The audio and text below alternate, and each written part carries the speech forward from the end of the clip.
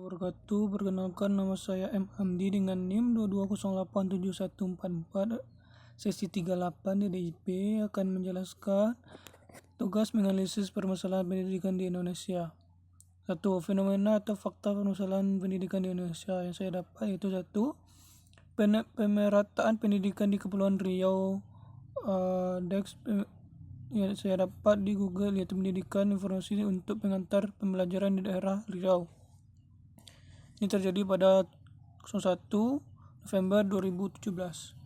Berdasarkan data yang dirilis oleh Kemendikbud tahun 2019 di dalam Neraca Pendidikan Daerah yaitu NPD Provinsi Kepulauan Riau bahwa masalah pemerataan pendidikan masih menjadi permasalahan utama.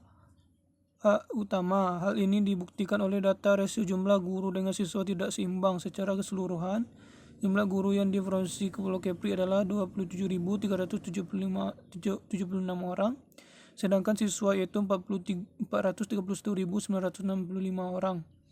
Di samping itu, permasalahan pemerataan pendidikan di bidang sarana dan prasarana juga belum dapat diselesaikan saat ini. Hal ini dilihat dari kesediaan jumlah ruangan belajar dengan jumlah siswa yang ada. Jumlah ruangan belajar di Provinsi Kepri terdiri dari 16.175 rombel dengan jumlah siswa 431.965. Faktor yang mempengaruhi perkembangan permasalahan itu 1. Faktor penyebab kurangnya pemerataan pendidikan, sumber daya manusia, sarana prasarana, dan kemampuan keuangan daerah, serta aksesibilitas dan karakteristik daerah. Upaya penanggulangan yang saya dapat dari permasalahan tersebut yaitu upaya penanggulangan pertumbuhan sumber daya manusia, yakni guru menjadi salah satu kunci melepas status ketertinggalan suatu daerah di daerah itu sendiri. Pemerintah sebaiknya memperhatikan wilayah yang terpencil dengan adanya sarana prasarana dalam pendidikan khusus di Kepulauan Kepri. Itu permasalahan kedua yaitu kualitas pendidikan.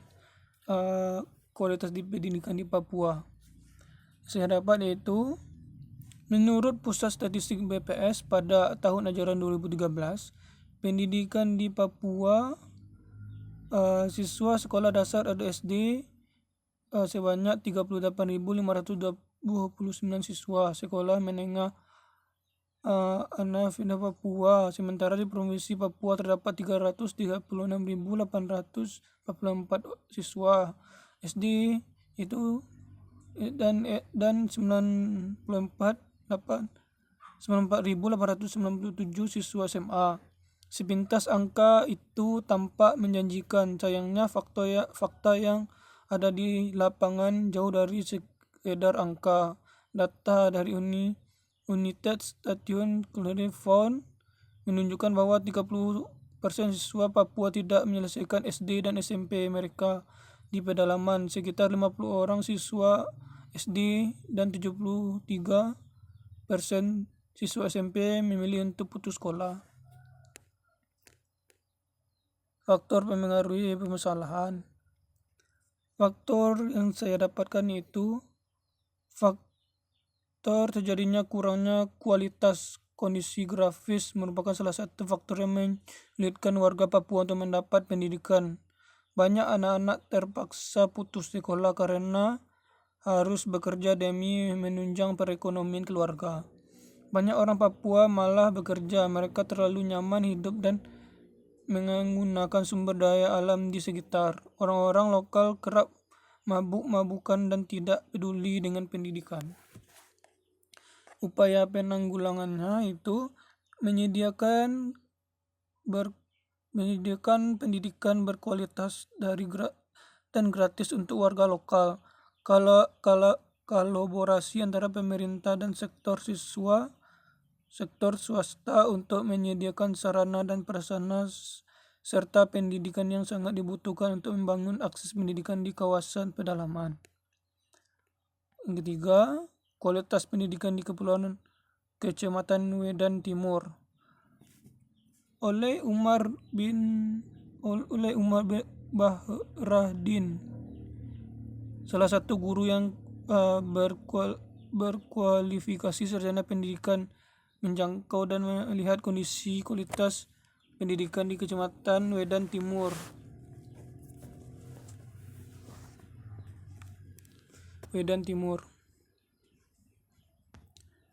Kecamatan Wedan Timur merupakan salah satu wilayah Kabupaten Halmahera Tengah, Provinsi Maluku Utara, memiliki 5 desa, diantaranya Desa Dente Katalo Masa Yake. Dilihat secara kasat mata dari beberapa desa tersebut memiliki kualitas pendidikan sangat rendah. Padahal pendidikan merupakan satu kunci bagi bangsa atau negara untuk unggul dalam persaingan global, termasuk juga pendidikan yang berada di wilayah Kecamatan Wedan Timur. Berapa faktor yang menyebabkan kualitas pendidikan di Kecamatan Wedan Timur masih rendah? Di antaranya 1. Kurangnya tenaga pendidik, tidak adanya guru ahli pelajaran. 2. Kurangnya sarana dan prasarana pendidikan yang memadai. 3. Kebanyakan lulus SMA milih kerja di perusahaan ketimbang kuliah. Faktor penanggulangannya yaitu upaya pemerintah dalam mengatasi rendahnya kualitas pendidikan penduduk, yaitu dengan cara menyediakan fasilitas pendidikan yang lengkap merata di daerah tertentu, memberi bantuan beasiswa, menyediakan sekolah gratis bagi siswa yang tidak mampu. Maka pemerintah melakukan peningkatan mutu pendidikan Indonesia dengan cara 1. Program pembangunan kurikulum. 2. Program pengadaan buku paket. 3. Program pengadaan beasiswa. 4. Program manajemen. Yang keempat itu efisiensi. Yang saya dapat efisiensi pendidikan di Aceh terjadi di Kecamatan Langkahan, Kabupaten Aceh Utara, yakni SMA 2 Langkahan dengan jumlah siswa sudah mencapai 125 orang siswa dengan rombongan belajar hanya 3 kelompok, setiap kelas terdiri 40 siswa. Sungguh ironis dan tidak efektif. Terdapat banyak siswa-siswi di Aceh mencerminkan lemahnya kapasitas Nokdet untuk bersaing di tingkat regional, nasional, dan internasional. Para siswa-siswi di Aceh hanya mampu menguasai 30% dari materi bacaan dan ternyata mereka sulit sekali menjawab soal-soal berbentuk uraian, memerlukan penalaran. Persoalan rendahnya kemampuan analisis siswa juga dalam pembelajaran. Siswa sangat terbiasa dengan menghafal dan mengerjakan soal pilihan ganda sehingga jarang sekali menggunakan penalaran. Faktor penyebab permasalahan. 1. Masalah efisiensi pendidikan dapat terjadi ketika berbagai faktor, yaitu tenaga pendidik, peserta didik, kurikulum, program belajar dan pembelajaran, sarana prasarana pendidikan, dan suasana sosial budaya. Cara penanggulangannya itu yakni dengan memfungsikan tenaga pendidik, meningkat sarana dan prasarana pendidikan digunakan, memperbaiki dan memperbarui kurikulum pendidikan untuk meningkatkan efisiensi pendidikan di Aceh. Yang kelima, efektivitas pendidikan di daerah terpencil terdapat di Madura saat COVID-19. Memanfaatkan SMS untuk online learning di daerah terpencil pada pandemi COVID-19. Beberapa daerah terpencil di Madura, para guru tidak memiliki ponsel pintar, berkeliling ke rumah-rumah siswa mengajar secara langsung. Ada guru yang bekerja sama dengan kepala sekolah untuk mengubah rumah mereka menjadi lokasi pengumpulan tugas. Bagi tenaga didik yang berada pada kondisi tersebut, memanfaatkan fitur percakapan grup di WhatsApp atau bahkan SMS dapat menjadi solusi untuk tetap melaksanakan pendidikan jarak jauh. Faktor kondisi beberapa daerah di faktor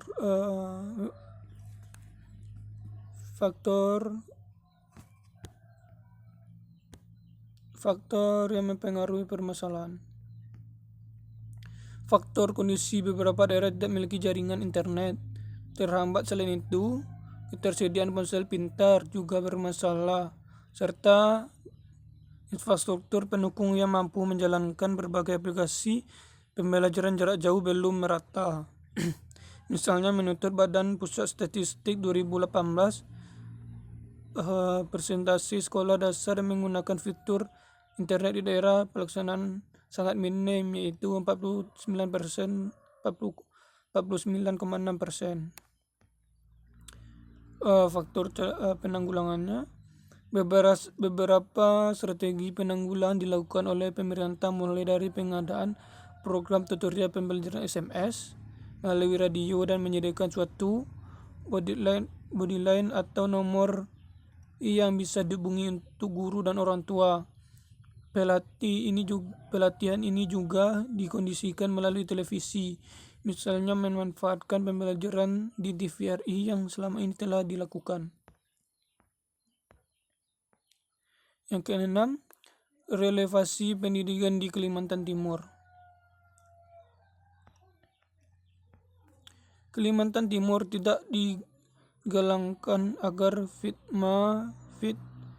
berdaulat dapat terwujud. Di sektor anggaran pendidikan mendapat porsi sebesar 20% dari anggaran pendapatan dan belanja negara APBN maupun APBD provinsi serta APBD kabupaten atau kota. Namun pada pelaksanaan teknis di lapangan tak sedikit kalangan yang mengeluh banyaknya masalah seputar dunia pendidikan, mulai dari gedung sekolah yang rusak, kekurangan guru, hingga sekolah yang berstatus negeri tapi tidak memiliki gedung. Faktor utama karena pada postur anggaran 20%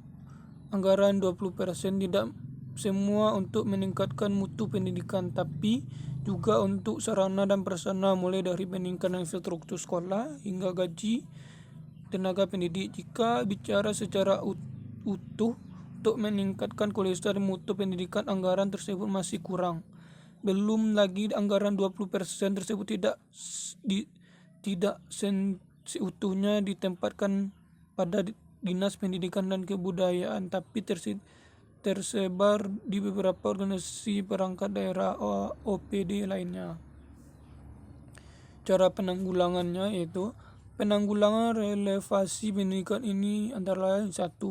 Dapat menyediakan kesempatan pemerataan belajar, artinya semua warga negara yang butuh pendidikan dapat ditampung dalam suatu pendidikan. 2. Dapat mencapai hasil yang bermutu, artinya perencanaan proses pendidikan dapat mencapai hasil sesuai dengan tujuan dan target. 3. Memberi perhatian terhadap tenaga pendidik atau guru yang ada di sana. Oke, lanjut.